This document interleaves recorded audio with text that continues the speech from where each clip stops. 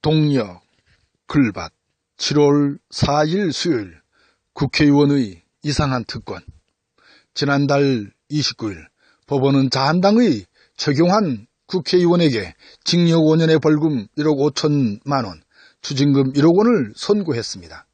2014년 경제부총리 겸 기획재정부 장관 시절에 국정원으로부터 예산 청탁과 함께 국정원 특수활동비 1억 원을 뇌물로 받은 혐의에 대한 죄값입니다. 하지만 국회의원이라는 까닭에 일을 하지 않고도 많은 돈을 받습니다. 지난 1월 최 의원은 구속 수감되어 의정활동을 할 수 없는 상황입니다. 그런데도 불구하고 세비라고 하는 국회의원 급여는 계속 지급되고 있습니다. 한 달에 1,100만 원 정도라고 하네요.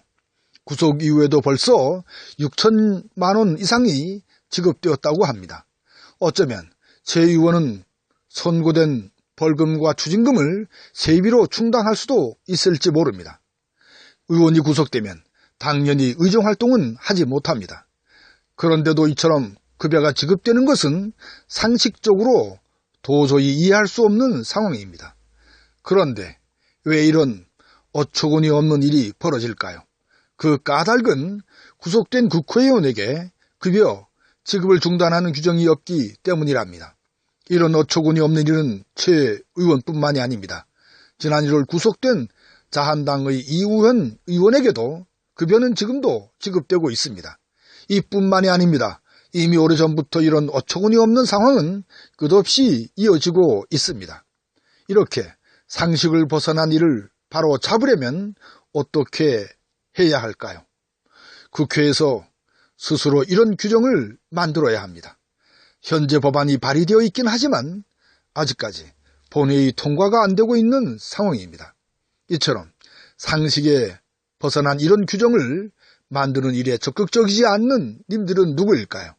아마도 대부분 수구꼴통으로 보이는 자한당류 의원일 것으로 여겨집니다. 그리고 민주당 안에도 이런 님들이 전혀 없다고 단언할 수도 없는 일입니다.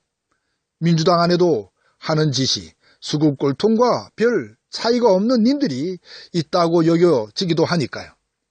촛불 이후에도 촛불 이전이 박근혜 떨거지들이 많은 숫자를 차지하고 있는 의회의 구성입니다. 그래서 대놓고 사사건건 발목을 잡고 있는 입법부의 적폐는 쌓여만 갑니다.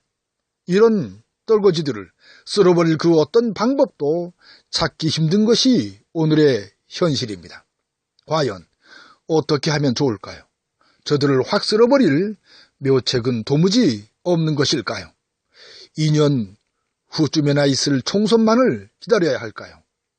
끝없이 물음에 물음을 던지는 수요일 새벽을 이렇게 흘러보냅니다. 오늘도 고맙습니다.